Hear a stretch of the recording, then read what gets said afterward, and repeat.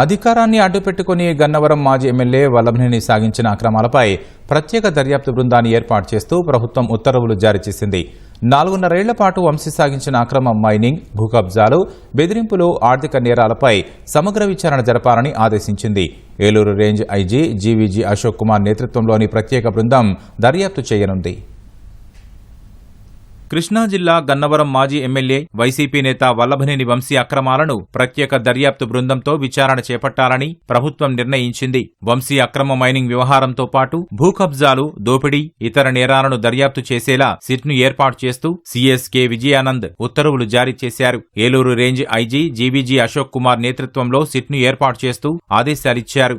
Eluru SP K Pratap Shiva Kishore, తూర్పుగోదావరి SP D Narasimha Kishore సభ్యులుగా, అలాగే DGP సూచించిన మరో సభ్యుడిని కూడా నియమిస్తూ ప్రభుత్వం సిట్ ఏర్పాటు చేసింది.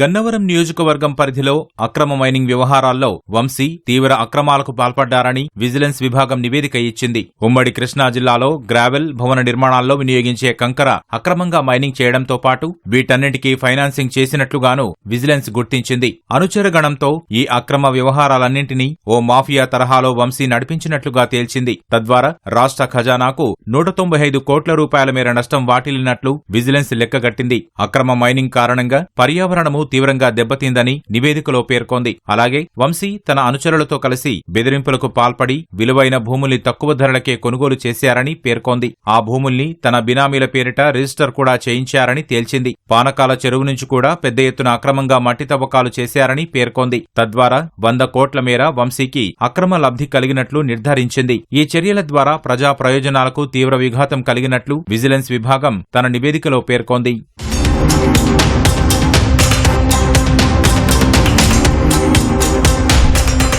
వంశీ అక్రమాల తీవ్రత దృష్ట్యా అన్నింటిపైనా సమగ్ర దర్యాప్తు కోసం సిట్ను ఏర్పాటు చేయాలని డీజీపీ హరీష్ కుమార్ గుప్తా ఈ నెల 17న ప్రభుత్వానికి లేఖ రాశారు. దానికి అనుగుణంగా సిట్ను ఏర్పాటు చేసిన ప్రభుత్వం వంశీ అక్రమాలపై దర్యాప్తు చేసి నివేదిక ఇవ్వాలని ఆదేశించింది. సిఐడి డీజీ పర్యవేక్షణలో సిట్ పనిచేస్తుందని ఉత్తర్వుల్లో పేర్కొంది. వంశీ అక్రమాలపై భారతీయ నాగరిక సురక్షా సంహిత BNSS 2023 చట్టం కింద కేసులు నమోదు, దర్యాప్తు చేసే అధికారాన్ని సిట్కు కల్పిస్తూ ఆదేశాలిచ్చింది. ప్రతి 15 రోజులకోసారి సిట్ చేపట్టే దర్యాప్తును డీజీపీకి నివేదించాల్సిందిగా సిట్ను ప్రభుత్వం ఆదేశించింది.